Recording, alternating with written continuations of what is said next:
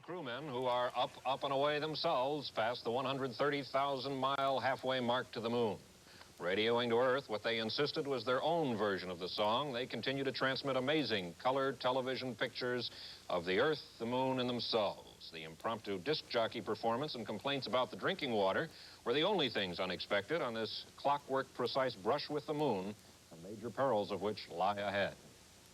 This is a CBS News special report. The flight of Apollo 10, brought to you by Western Electric, manufacturing and supply unit of the Bell System, as part of our continuing coverage of important news events. Reporting from the CBS News Apollo headquarters in New York, correspondent David Shoemaker. Good afternoon. Astronauts Tom Stafford, Gene Cernan, and John Young have thrown the switch, and for the fourth time in the flight of Apollo 10, we are joining them in space. It seems safe to say that they're enjoying the idea up there as much as we are here on Earth. And up there, being inside the spacecraft, were these first pictures today of that particular view.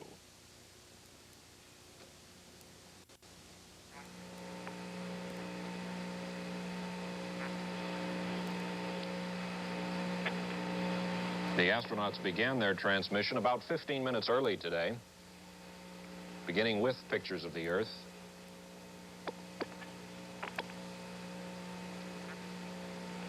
And there is the shield that the astronauts, at least, consider a work of art. This is obviously our patch. How's it coming through on color? Not so good, really. It looks like you've got some rather intense lighting from the back and the side.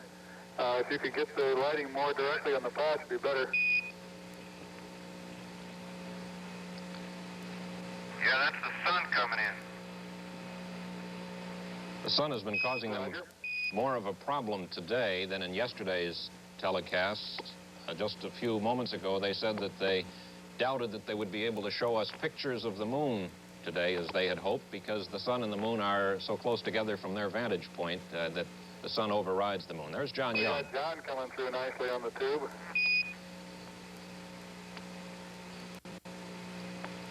What was the three fingers for?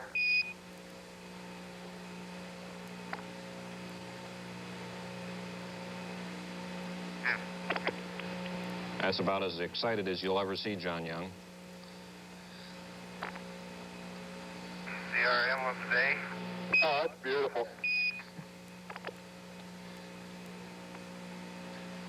Early space. We're going to put some more things in it, but we just ran out of time. Roger. Is this also your emblem? This is our another emblem. Do you see any resemblance between the card and the guy holding the card? Now that you mention it.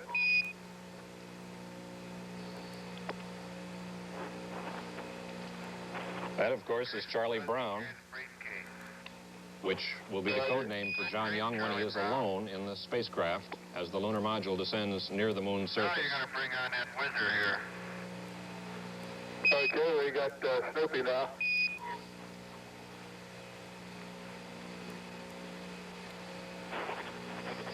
Well, he's been quiet for 2 days. He's going to get a chance to do a little woofing here in the next couple days. Roger, we noticed the resemblance there, too. Thanks a lot. I didn't know Tom had a big nose like that.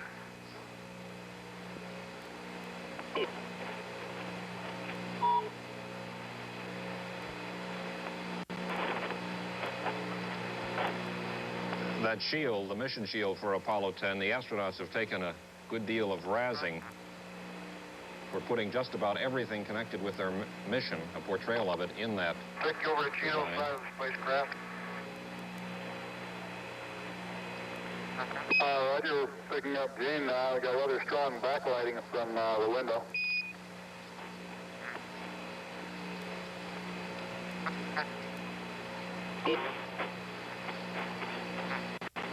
That is backlit. The camera, of course, set for the brighter light, and when the sun is behind them as it is, you're not able to see their faces as well.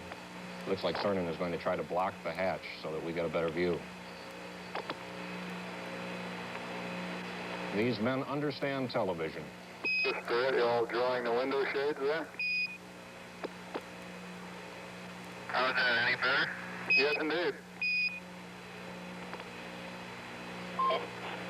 We didn't get a chance to shave this morning before this show. I hope that doesn't bother anybody. It doesn't bother us. Definition is real good. We can just about read your wristwatch there, Gene.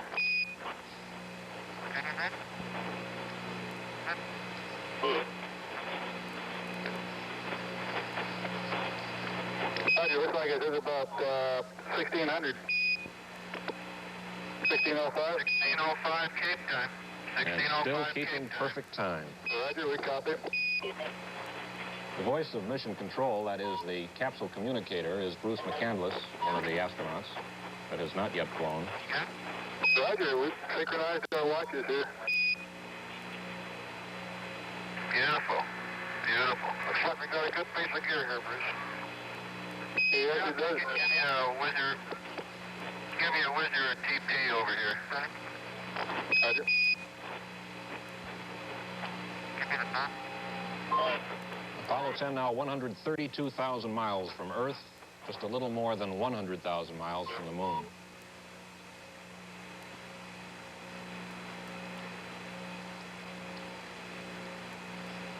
With the zoom lens pulled all the way back on that wide angle, it appears that there is much more room in that spacecraft than there really is. It's still pretty cramped.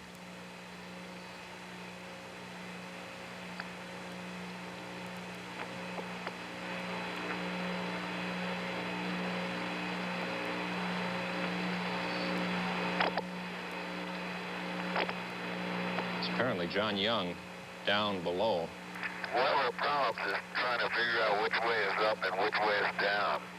That is And for one time, you have your choice. If you don't like things right side up, you can go upside down. So Roger, down here. Okay, we got one in each direction. That's really a ball up here, living in zero G, believe me. That's the only way to fly.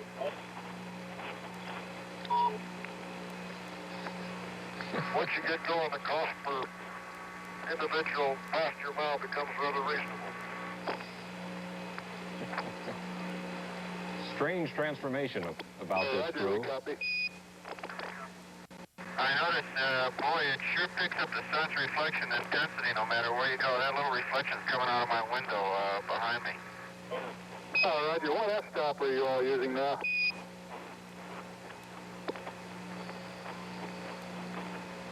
I'm at about 2.8, I believe, here. Wait a minute. On the ground, Stafford and Young are two of the quietest men you've never talked to. Still good color? Yes, indeed. And they've turned out to be two of the most talkative astronauts in space we've ever had. I just do whatever he says. Hey, Tom, the flight surgeon here wants you to be sure to log all your exercise. I got you.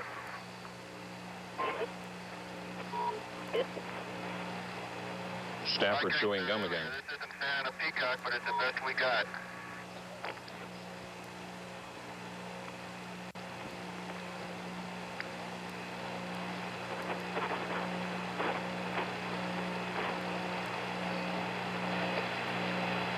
Oh, dynamics like that. You guys ought to be pretty good at this PTC mode. I mean to tell you. Right, that's only got about 10 hours sleep last night. Good, Roger.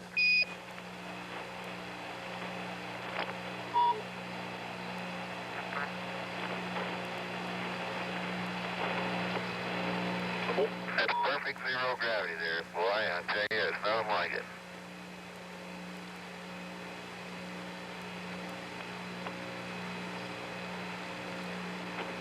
This is also a way that the astronauts store things that they need or want to keep close at hand. They just set it out in space, pencils.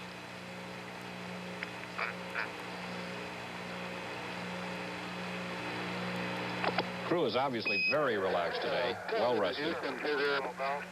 Roger, is there any sort of air currents there affecting it you can feel? Yeah, if you're blowing it, it'll move it. Not out here, really. That's an effect we discovered a long time ago. If you watch it long enough, it'll go up. It's really hard to stabilize something so it won't move. Roger, I remember that from Gemini 10. We discovered a certain effect up here, but we can't find which way is up. Yeah. Gene, could you move the camera around slightly? We've got a very bright spot coming in the window. We want to make sure that you don't burn the target with the F2, F28 f-stop. What they were referring to just a moment ago is the Cernan effect. You'll recall back in the Gemini missions that when hatches were open, things tended to float out, particularly film that they were hoping to bring back to Earth. For some reason or other, even though there is zero gravity, no up, no down, It's really looking good now. objects still tend to float up. Now we got 3 objects going. What a picture. This is a real testimonial to prove you were there in case there are any doubters. People want to know what kind of men go to the moon. There's a good look at one right there. Can you believe it? Some people still don't.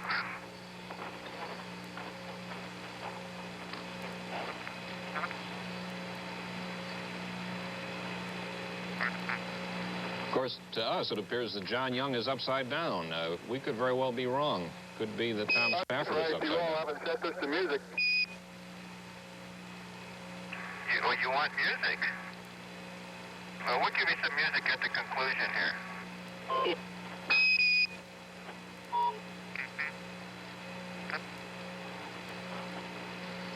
Okay, we'll take you back outside now. Roger. But remember that after Apollo 8, the Christmas time flight to the moon, Frank Borman said that this was really the most relaxing time of the mission. Once the decision has been made to commit to the moon, the astronauts know that it's out of their hands for a while. They're going on a long trip, and there's nothing they can do about it. Roger, we're standing by. So they lean back and relax. And this crew obviously in much better shape than crews in the recent missions. At this point in their flight.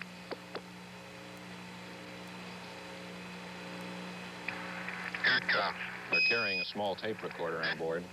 This is just so that you guys don't get too excited about the TV and forget what your job is down there. We're ready for what we're about to receive. Let me play among the stars. Let me see what spring is like on Jupiter and Mars. In other words, hold my hand. In other words, baby, kiss me. We don't mean it all.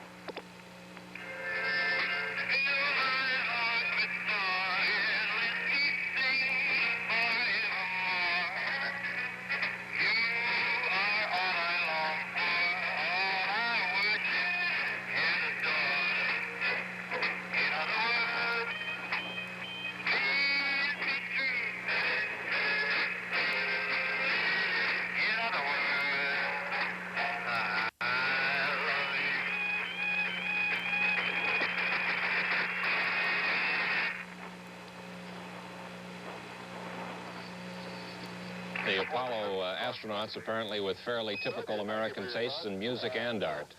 With this view of the Earth, looks like the United States, the landmass of the U.S. is showing up better now than it was a few minutes ago. Right, Bruce, you can really see them. Looks like the New England states are kind of clobbered in there. Right, but the main part of it's coming in real good. And again, you can see the great American desert, the Rocky Mountains, and the Sierra Nevadas there. Oh, it's beautiful on the transients before it saturates there. Okay, I'll try to give you another one.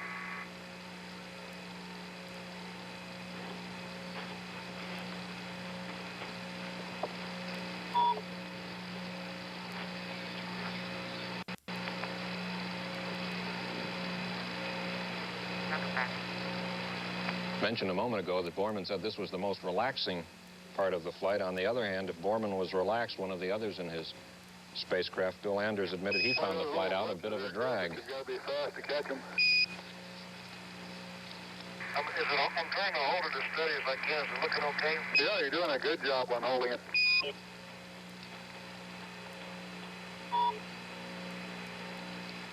That is a superimposition of the Earth that we are adding to perhaps help you figure out just where you are on that map.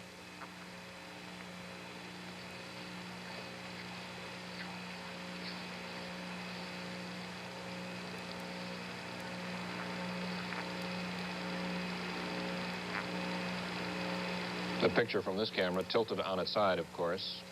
North America to your right and South America to the left, more or less. You can see night beginning to fall there at the bottom of your screen, moving towards the top. It appears that I have a couple little bumps and ragged edges. That's coming through down in the black and white. Yes, it is. It's coming through in the black and white, and of course in the color that we've got here, it looks like it's in the horizontal sweep. Yeah, I noticed that when we first turned it on, it didn't have that, and it really slowly started to saturate. Right, we saw those little bumps yesterday also. Well, I think it was at the end of the transmission yesterday. Right.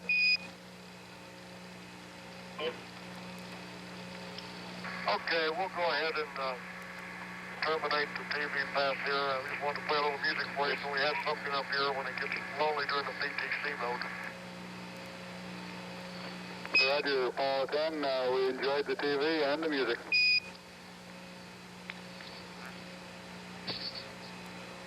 We'll be talking to you tomorrow. Adios. Roger, I hope you'll be talking to us before tomorrow.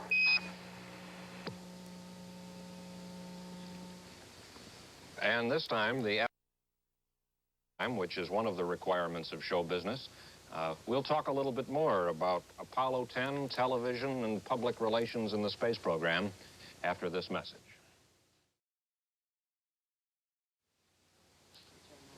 Not everyone in the space program, of course, agrees with all of this television. It is, in their view, show business and should have no place in an engineering program. On the other hand, the price tag on the whole lunar Apollo program is $24 billion, and there's some suspicion the taxpayers think they deserve at least as much for their money.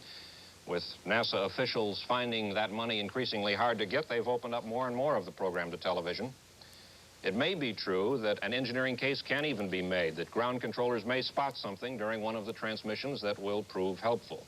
But Gene Cernan and the other members of this crew generally list a more basic reason for their support of onboard television.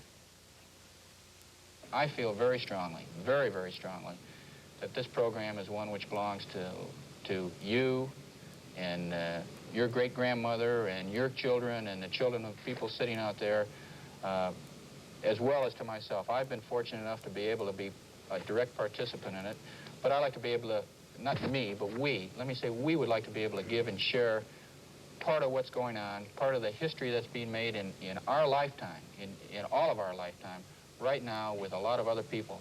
Hopefully to give other people a better understanding of what's going on, and hopefully better to share some of that excitement that's involved. There can't help but be excitement in seeing some of the things that are really happening right now. And hopefully we can do this. Cernan's enthusiasm for television is only part of an increased effort by NASA officials from the top down to sell their program. And it is perhaps most noticeable at Houston, where CBS News correspondent Bruce Morton is standing by at the Manned Spacecraft Center. Bruce? I think you're right. It is part of a more general campaign, noticeable even in such grubby details as the documents that all of us down here collect. The flight plan this time contained a lot of things that reporters had been asking for in the past, more specific information about distances and velocities, such homey things as translations into Eastern Daylight Time instead of ground elapsed. The press kit also seems to have more information this time. And all of that, I think, indicates, as do conversations with NASA officials here, a feeling that the agency needs now, as perhaps it didn't in the early days, to go out and grab itself a public constituency. Appropriations, as you said, have been dwindling. There are questions in a lot of people's minds here now about where the program goes once the United States does land somebody on the moon.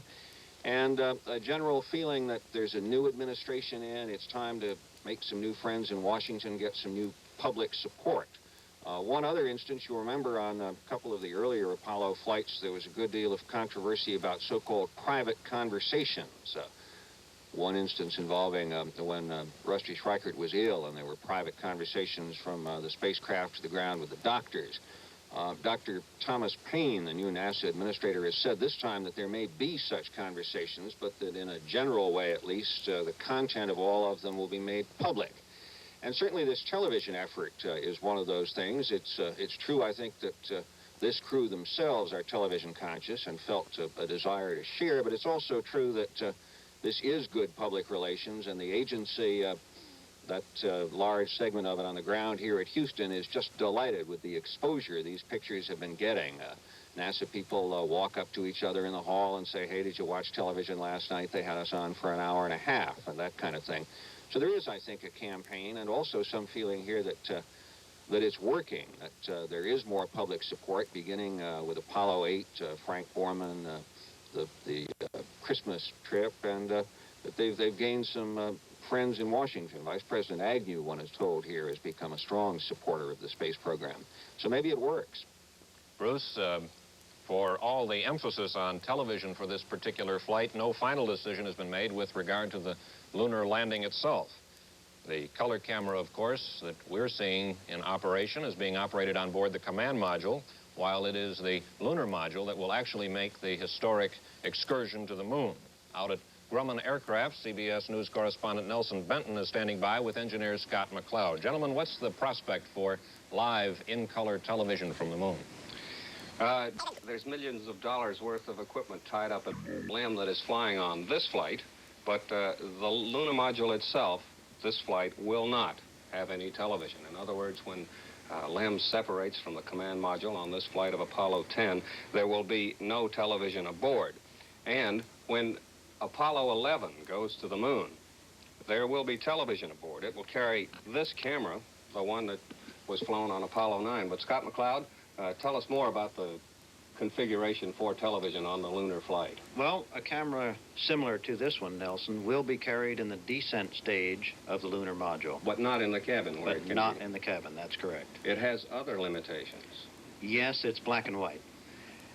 So, as current plans are, David, the television from the moon will take place once the lunar module does get on the moon, and it will come back in living black and white.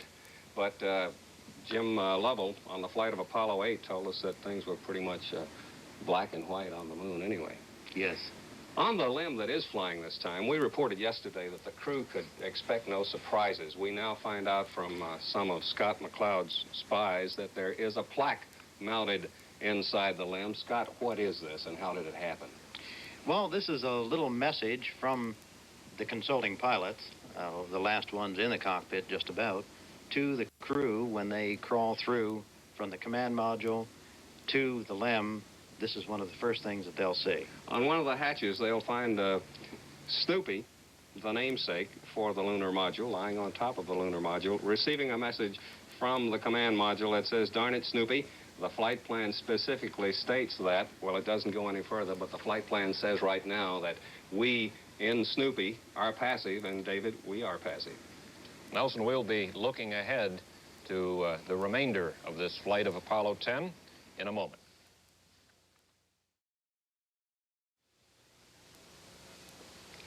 The astronauts this afternoon performed a mid-course correction, a slight change in their trajectory.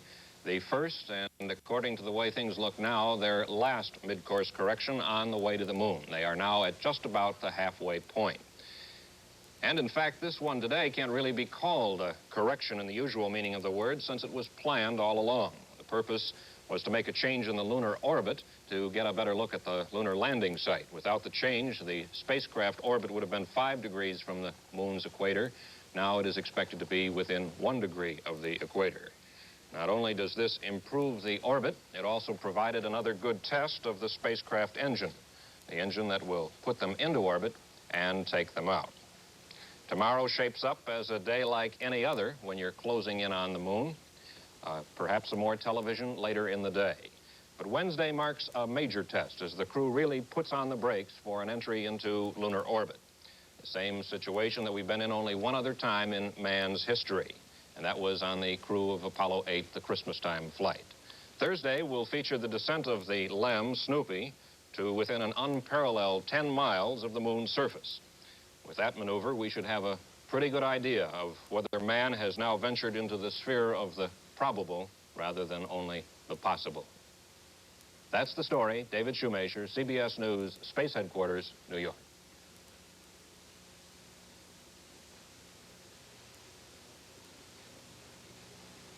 This has been a CBS News special report, The Flight of Apollo 10. Brought to you by Western Electric, manufacturing and supply unit of the Bell System, as part of our continuing coverage of important news events. Next Apollo update on the CBS Evening News with Walter Cronkite.